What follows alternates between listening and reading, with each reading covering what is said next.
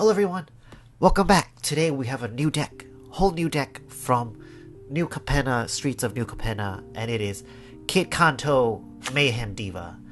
Yup, this commander I've been hyping up since my last video, Commander Schools. If you haven't watched Commander Schools yet, go check it out. Go learn the power of vigilance and how it applies to Kitt Kanto. We're not going to cover that here today because if you want to learn that, go watch the video. But if you've seen it already, cool. Let's get into the deck. First, let's talk about the commander. So Kitt Kanto Mayhem Diva is a Naya colored or Cavalry colored commander. She is 4 manas, Cat Bard Druid. When she enters the battlefield, create a 1/1 green and white citizen creature token. And at the beginning of combat on each player's turn, you may tap 2 untapped creatures you control. When you do, target creature that player controls get +2/+2, gains trample until end of turn, and goad that creature. She's a 3/3. So why is Kitt Kanto so interesting or viable in cEDH? Well, this is a Stax deck. Of course it's a Stax deck. If you're not playing Adnals, it's Stax, right? That's the only thing we can do in Commander. Kitt Kanto has a really interesting ability that affects the battlefield, which is first of all goading your opponents, which means that you're able to have your opponents hit each other and leverage their creatures instead of your own, and also it makes them open for your attacks. And the last thing is that it actually makes them bigger with a +2/+2 in the trample. So if you know how quickly combat ends someone quickly with commander damage, imagine like adding +2/+2 to a Crom and having them swing to someone else instead of you. Because as we know, as Stax players, Crom is one of our main concerns. That's our main outs to taking us out, is we don't have flyers and the Crom gets us. So Kitt Kanto makes sure that the Crom can never get us because we're always making them bigger and killing someone else. So that's the main game plan of the deck, which is accruing a large amount of creatures and using the number of creatures you have as a form of control on the battlefield, which makes it a very, very unique Stax deck within competitive Commander.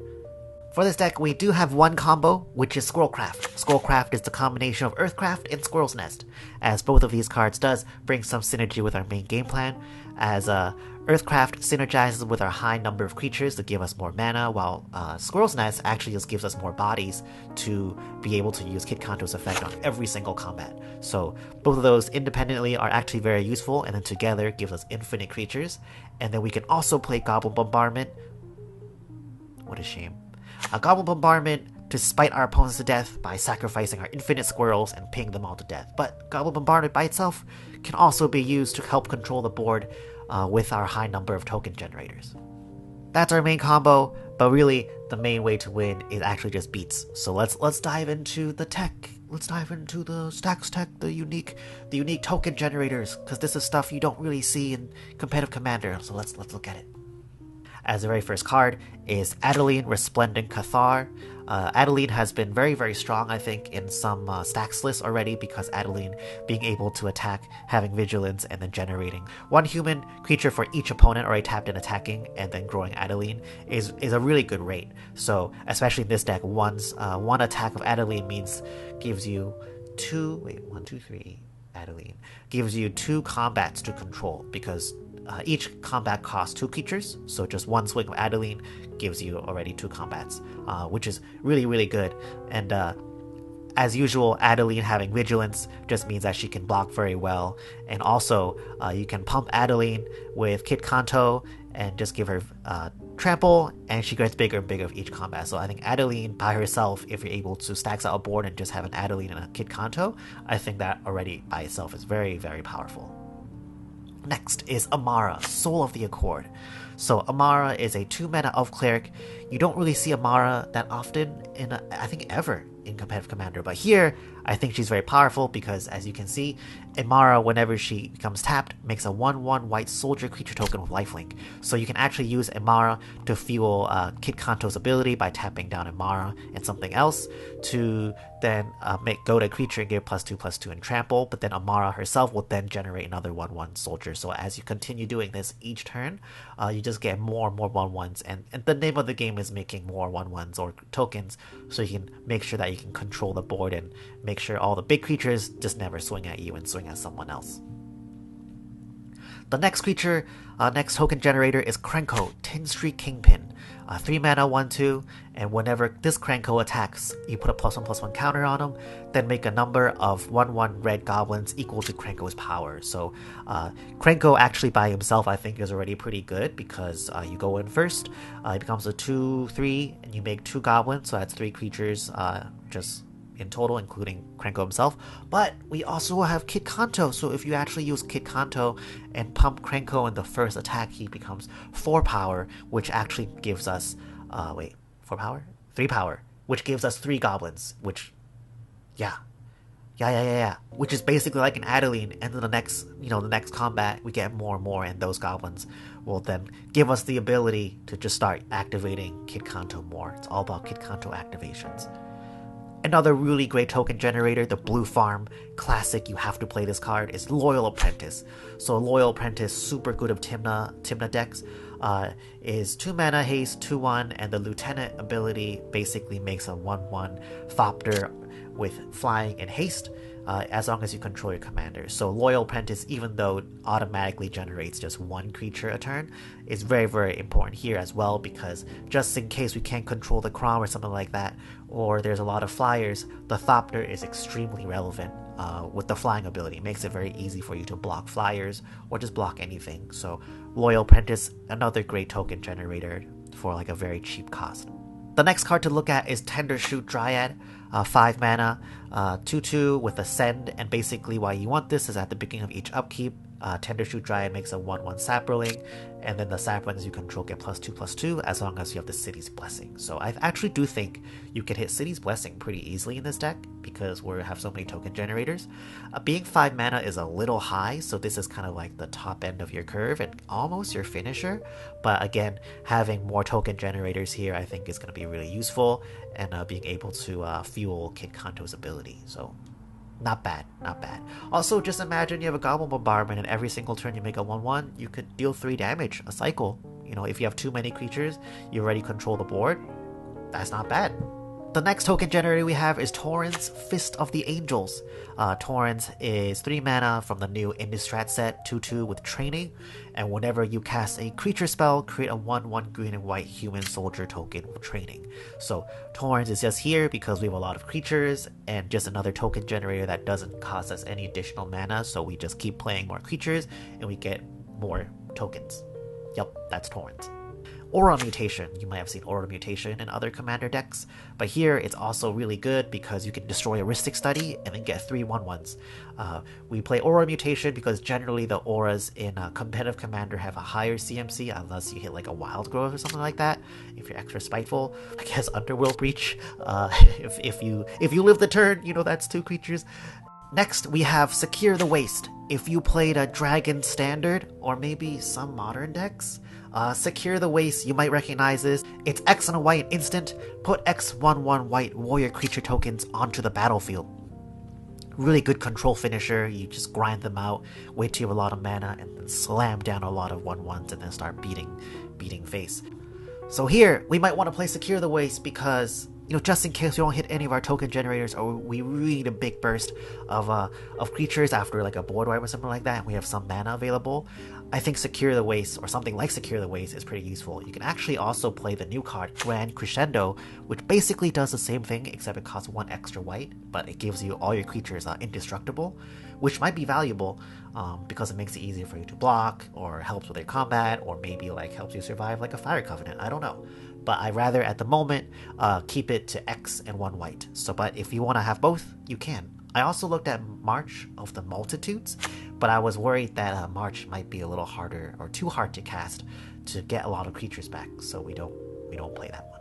Talking about broken standard all-stars that makes tokens, we have Esika's Chariot, 4 mana legendary artifact vehicle. When it ETBs, you make 2 cats, and then 2/2 cats. 2. And then whenever Esika's Chariot attacks, create a token that's a copy of target creature you control crew 4, and it's a 4/4. Okay. So Esika's Chariot I actually don't think is super good in this deck, but I do want to keep it in the deck because it is a token generator, you can populate, but then at the moment there isn't that many really good populate targets. It's not like you can play Omnixilis and then get Omnixilis copy, which is pretty broken, which I want to do, but we don't have that. So at the moment, Esika's Chariot is just here because I think it could be good, but I don't know like what are really good token copies. More on the cat theme, we have Oketra's Monument. Oketra's Monument is a 3-mana artifact. White creature spells you cast cost 1 less to cast. And whenever you cast a creature spell, make a 1/1 white warrior creature token of vigilance. So Oketra's Monument here does the same thing as Torens basically, which is giving us more creatures whenever we cast a creature, but also Oketra's Monument reduces the mana cost of our white creatures, which, you know, does add up, so I do think it's pretty good. The next token generator we have is Chord of Grace. The all-star that we learned from practicing Heliod in my MLC games. Chord of Grace, a totally Charles card, is a 4-mana enchantment. When it enters the battlefield, you become the Monarch, which is very important, we'll talk about in a bit. And at the beginning of your upkeep, make a 1/1 white spirit creature token of flying, and if you're the Monarch, make a 4/4 angel token of flying. So Chord of Grace is really useful here for 2 reasons. First of all, we don't have any card draw in our command zone, so Monarch is going to be very important. But Chord of Grace generally is something that you want to play when you have control over the battlefield. And guess what Kitt Kanto does? She controls the battlefield by having creatures that you tab. I don't know if that's a song. But Chord of Grace gives you Monarch and Kitt Kanto basically makes it really hard for your opponents to take the Monarch away, which means that if you get to keep the Monarch, you make 4/4s every single turn while you stacks out the board. That's gonna be pretty good. And then you play Oketra, and then you play Esika's Chariot. Start copying those angels. It's gonna end the game really quickly. But the next one is apparently really broken. But I don't know why, but I trust it's broken. It's Fable of the Mirror Breaker, a 3-mana saga from Kamigawa Neon Dynasty. It's a saga with 3 steps, like a lot of sagas are. The first one is you get a 2/2 Goblin Shaman that whenever it attacks, it makes a treasure token. And then the next one is you can cycle 2 cards. And lastly, once you hit the third one, it flips into a creature. And the creature is Reflection of Kikijiki. So like Kikijiki, it just makes a token that's a copy of another target non-legendary creature you control except as haste, and you can sacrifice it. So if you like use the Reflection to copy like a Solitude on the battlefield, and then afterwards you crew up Esika's Chariot, swing of Esika's Chariot, and populate another Solitude token, boom. How are you losing that game? Probably an ad nauseam. Okay, the next token generator is actually also a win con I didn't talk about earlier. It's Halo Fountain. So if you haven't watched my set review, you can watch my set review. I talk about Halo Fountain there. But here, Halo Fountain actually does do a lot of things for us because it gives us a creature token, but also it untaps 2 tap creatures you control to draw a card, giving us more card draw, but also giving us more... What's her name? Giving us more Kitt Kanto activations. Oh, this card's so good. And then you tap 5 white and untap 15 tap creatures you control, you win the game. Boom. I think we're gonna hit 15 pretty easily. So I think Halo Fountain's pretty good. Another really cool token generator. This is stolen from Tiam Tech. Is Felidar Retreat. So Felidar Retreat is a 4-mana enchantment with landfall. When a land ETBs, you make a 2/2 white cat beast, or you put a +1/+1 on each creature you control, and they gain vigilance until end of turn. Wow, there's so many things you can do. So I like Felidar's Retreat a lot because it gives us creatures, but also once let's say we have enough creatures, we start growing our creatures, and they get vigilance. And I love vigilance. You know why? Because you should watch Commander Schools. It's the second time I plugged it, so go do it if you haven't seen it. Okay, last token generator is going to be Luminarch Ascension. We know what Luminarch Ascension does. It's been around for a long time, but I'll talk about it really quickly anyways. 2 manas, you can make 4/4 angels, basically, if you don't get hit for like 4 turns. And I think you won't get hit for 4 turns or lose life because Kitt Kanto says no with the goat. So yeah, Luminarch Ascension. Just pump out angels, stacks the board, and swing to death. So those are all the token generators we are playing alongside our kind of like classic stacks or Naya stack suite. I'm not really going to talk about it because you just look at the deck list and be like, oh wow, that's a rule of law effect on a creature. Look at that. But what we're going to talk about is some synergy cards that we also get to play with Kitt Kanto. So the first one is actually the gang boss? Mafia boss? Boss? I don't know. Jetmir, Nexus of Revels. So 4 manas, Kaba Ready, Carbonara, Cat Demon. Creatures you control gain +1/+0 and have vigilance as long as you control 3 or more creatures. I'm pretty sure we'll get that. Like Jetmir plus Kitt Kanto, boom. Everything has vigilance and bigger. Then as creatures you control get +1/+0 and trample as long as you control 6 or more creatures. And creatures you control also get +1/+0 and have double strike as you control 9 or more creatures. So I think this is really good because first of all, 4 mana 5/4. It's a pretty fat cat daddy, and then everything has like vigilance. He's actually a 6/4 because I'm pretty sure just with Kitt Kanto, you're default gonna have the first one, and then with all our token generators, it makes everything have trample. Then also just give everything double strike, so it's kind of like a mini Kamal-esque finisher. So I really like Jetmir just because like if you have enough creatures, and you will, this deck is like creatures on creatures. The deck, Jetmir is gonna be like pretty nutty here. Another really cool card we get to play, which I don't really see that often, is Drumbellower. It's 3 mana spirit flying from the Shorakai Precon deck list. Let's plug another video of ours. Go watch my Shorakai deck tech if you haven't seen it. But Drumbellower is flying and untap all creatures you control during each other player's untap step 2/1. So we want to play this just so that we can, super maximize our Kitt Kanto kind of like activations in the event that we don't really have that many creatures on board. How many do we need? 6? 6 creatures. Well, actually 8 if we want every single cycle to use Kitt Kanto. If we don't have 8 creatures to use for Kitt Kanto and beats, Drumbellower is really good because on each other player's untap step, we just keep untapping our tokens and tapping down goading stuff. So I think for 3 mana, pretty good. Another cool commander card is Nils, Disciplined Enforcer from Strixhaven. So Nils is a human cleric, and then at the beginning of your end step for each player, put a +1/+1 counter on up to 1 target creature that player controls. Each creature with 1 or more counters on it can't attack you or planeswalkers you control unless it pays X, where X is a number of counters on that creature. 2/2. So Nils is really good because let's pretend that our opponent isn't playing like a really big, like a deck with a really big commander. Let's say they just have Rograk, they just have Rograk and they'll never play another creature. So that if they have a Rograk, we can actually use Nils to then pump up that Rograk, and then use Kitt Kanto to then give goad it, and then also double strikes. It will swing for 6. Yeah, he'll swing for 6. So I just think Nils is very useful here because we put it on things, really big creatures that we definitely don't want swing at us. And then, I know Kitt Kanto can goad it, but what if we don't have Kitt Kanto? Or Kitt Kanto goads the biggest thing, and there's another bigger thing, or another secondary big thing. So Nils just makes it harder for our opponents to attack us, and then we do actually want to grow our opponent's boards so that they can hit each other, because that's kind of the deck. Then another card that kind of works similarly is Duelist's Heritage. Yeah, we're playing that in Commander. Deal with it. It's a 3 mana enchantment.